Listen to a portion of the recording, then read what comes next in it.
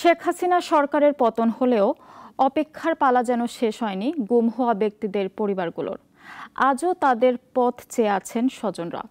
গুমের সঙ্গে রাষ্ট্রীয় বাহিনীর সদস্যরা জড়িত উল্লেখ করে তাদের দ্রুত বিচারের আওতায় আনার এবং গুম হওয়া ব্যক্তিদের ফিরিয়ে দেওয়ার দাবি জানায় পরিবারগুলো। আন্তর্জাতিক গুম প্রতিরোধ দিবস উপলক্ষে মায়ের ডাক সংগঠনের উদ্যোগে কেন্দ্রীয় শহীদ মিনারে মানববন্ধনের আয়োজন করা হয়। ফজলে রাব্বির প্রতিবেদন।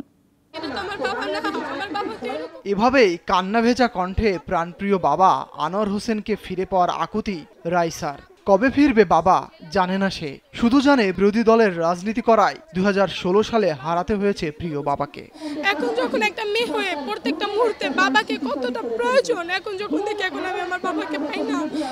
এসএসসি পরীক্ষা দিব, সবাই চায় যে তার বাবা তাকে পরীক্ষা দিতে নিয়ে যাবে, সবাই চায় তার বাবা তাকে ঈদের দিন আসে সালামি দিবে, আমি পাই না।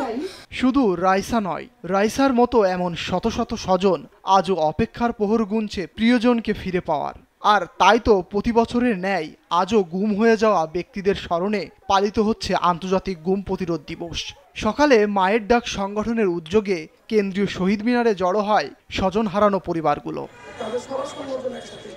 এ সময় গুম হয়ে যাওয়া প্রত্যেক ব্যক্তিকে দ্রুত খুঁজে বের করে পরিবারের কাছে ফিরিয়ে দেওয়ার দাবি জানান স্বজনরা। বিভিন্ন জায়গায় খোঁজ করি কিন্তু কেউ স্বীকার করে না, এবং আমরা জিডি দিতে গেলে থানায় আমাদের জিডি নেওয়া হয় না। 28 বছর পর এখনো তার খোঁজ মেলেনি।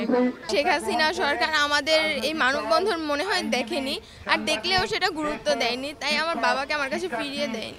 গুমের সঙ্গে রাষ্ট্রীয় বাহিনী সহ বিগত সরকারের প্রত্যক্ষ মদত ছিল উল্লেখ করে এ সময় তাদের বিচারের দাবি জানায় স্বজন হারানো পরিবারগুলো। ফজলে রাব্বি, নাগরিক, ঢাকা।